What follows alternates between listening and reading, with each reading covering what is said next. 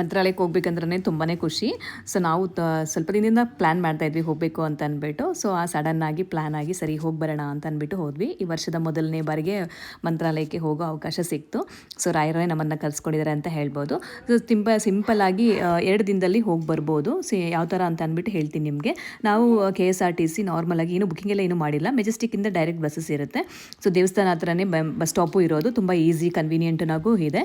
So ನಾವು ಸಹ ಹೋಗಿ ಎಲ್ಲನೂ ನಾರ್ಮಲಾಗಿ ಟಿಕೆಟ್ಸ್ ತೊಗೊಂಡು ಹೋಗಿ ಬೆಳಗ್ಗೆ 5 ಗಂಟೆಗೆಲ್ಲ ರೀಚ್ ಆದ್ವಿ. ದೇವಸ್ಥಾನ ರೀಚ್ ಆಗಿಬಿಟ್ಟು ನಮಗೆ ದೇವಸ್ಥಾನದ್ದೇನೇ ರೂಮ್ಸ್ ಸಿಕ್ತು. ಜಸ್ಟ್ 500 ರೂಪೀಸ್ ಡೆಪಾಸಿಟ್ ಮಾಡಿದ್ರೆ ಸಾಕು, ನಮಗೆ ರೂಮ್ ಸಿಗುತ್ತೆ. ರೂಮ್ ತೊಗೊಂಡು ಫ್ರೆಶ್ ಅಪ್ ಆಗಿ ನಾವು ದರ್ಶನಕ್ಕೆ ಅಂತ ಹೊರಟ್ವಿ. ದೇವ್ರ ದರ್ಶನ ಎಲ್ಲ ಮಾಡಿ ಮುಗಿಸ್ಕೊಂಡು ಬಂದ್ವಿ. ತುಂಬಾ ಜನನೂ ಅಷ್ಟೊಂದೇನೂ ಇರಲಿಲ್ಲ. ನಾವು ವೀಕ್ ಡೇಸ್ ಹೋಗಿರೋದ್ರಿಂದ ಆದಷ್ಟು ಶುಕ್ರವಾರ, ಮಂಗಳವಾರ ಅಥವಾ ಸೋಮವಾರ ಈ ಥರ ದಿನಗಳಲ್ಲಿ ಹೋದರೆ ಏನು ಸ್ಪೆಷಲ್ ಒಕೇಶನ್ಸ್ ಇಲ್ಲ ಅಂದರೆ ಫ್ರೀಯಾಗಿ ಇರುತ್ತೆ. ಸ್ವಲ್ಪ ಅಷ್ಟೊಂದು ಜನ ಇರೋದಿಲ್ಲ. ಜನ ಇಲ್ಲದೇ ಇರೋ ದಿನ ಅಂತೂ ಇಲ್ಲವೇ ಇಲ್ಲ, ಬಟ್ ಆದ್ರೂ ಕ್ರೌಡ್ ಸ್ವಲ್ಪ ಕಡಿಮೆ ಇರುತ್ತೆ. ಸೊ ನಾವು ತುಂಬಾ ಚೆನ್ನಾಗಿ ದರ್ಶನ ಎಲ್ಲ ಬೆಳಗ್ಗೆ ಮಾಡ್ಕೊಂಡು ಬಂದ್ವಿ. ಸೊ ಮತ್ತೆ ಹಾಗೆ ದೇವಸ್ಥಾನ ದರ್ಶನ ಮಾಡಿ ಸ್ವಲ್ಪ ಎಲ್ಲ ಹೊರಗಡೆ ಇನ್ನು ಪಂಚಮುಖಿ ಆಂಜನೇಯ ಮತ್ತು ಇನ್ನೊಂದು ಬಿಚ್ಚಾಲೆ ರಾಘವೇಂದ್ರ ಸ್ವಾಮಿಯವರು ಅಪ್ಪಣ್ಣಾಚಾರ್ಯ ಅವರ ಮನೆ ಇದೆ ಅಲ್ವಾ, ಮತ್ತು ಏಕಶಿಲಾ ಬೃಂದಾವನ, ಅಲ್ಲೂ ಎಲ್ಲ ಸಹ ಹೋಗ್ಬಿಟ್ಟು ಎಲ್ಲ ದರ್ಶನ ಎಲ್ಲ ಮಾಡ್ಕೊಂಡು ಬಂದ್ವಿ. ಬರೋಷ್ಟರೊಳಗೆ ಮಧ್ಯಾಹ್ನ ಆಗಿತ್ತು. ಇನ್ನು ದೇವಸ್ಥಾನದಲ್ಲೇನೇ ಪ್ರಸಾದ ಎಲ್ಲ ಸಿಗುತ್ತೆ. ಪ್ರಸಾದ ಎಲ್ಲನೂ ಊಟ ಎಲ್ಲ ಮಾಡಿಬಿಟ್ಟು ರೂಮಲ್ಲಿ ಬಂದು ಸ್ವಲ್ಪ ರೆಸ್ಟ್ ಮಾಡಿ, ಸೊ ಮತ್ತೆ ಸಾಯಂಕಾಲ ನಾವು ಇನ್ನೊಂದು ಸರಿ ದರ್ಶನಕ್ಕೆ ಹೋಗಿದ್ವಿ, ರಾಯರ ದರ್ಶನ ಮಾಡಿಕೊಂಡು ನಾವು ರಿಟರ್ನ್ ಆದ್ವಿ. ಸೇಮ್ ಅದೇ ಥರ 8:30 ಹಂಗೆ ಬಸ್ ಸಿಕ್ತು ನಮಗೆ. ಬಸ್ಸು ಹತ್ತಿ ನಾವು ಮತ್ತೆ ಮೆಜೆಸ್ಟಿಕ್ಕಿಂದ ಮನೆಗೆ ಬಂದ್ವಿ. ತುಂಬಾ ಈಸಿಯಾಗಿ ಆರಾಮಾಗಿ ಒಂದು ದಿನದಲ್ಲಿ ಹೋಗಿ ರಾಯರ ದರ್ಶನ ಮಾಡ್ಕೊಂಡು ಬರ್ಬೋದು.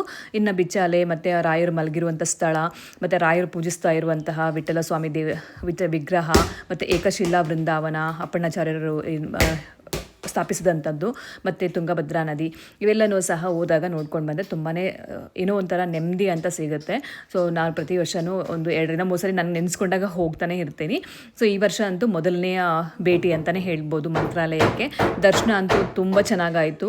2 ಸರಿನೂ ಅಷ್ಟೇ ಕಣ್ಣು ತುಂಬ 5 ನಿಮಿಷ ನಿಂತ್ಕೊಂಡು ಪ್ರಾರ್ಥನೆ ಮಾಡ್ಕೊಳ್ಳೋಷ್ಟು ಕ್ರೌಡ್ ಕಡಿಮೆ ಇತ್ತು. ಆರಾಮಾಗಿ ಹೋಗಿ ದೇವರ ದರ್ಶನ ಎಲ್ಲ ಮಾಡಿಕೊಂಡು ನಾವು ರಿಟರ್ನ್ ಆದ್ವಿ. ಸಾಯಂಕಾಲ ಅಂತೂ 2 ಕಣ್ಣು ಸಾಲೋದಿಲ್ಲ, ಅಷ್ಟು ಚೆನ್ನಾಗಿರುತ್ತೆ ಆ ಮಂತ್ರಾಲಯದ್ದು ದೇವಸ್ಥಾನ ಹತ್ರ ಒಳಾಂಗಣ ಎಲ್ಲನೂ.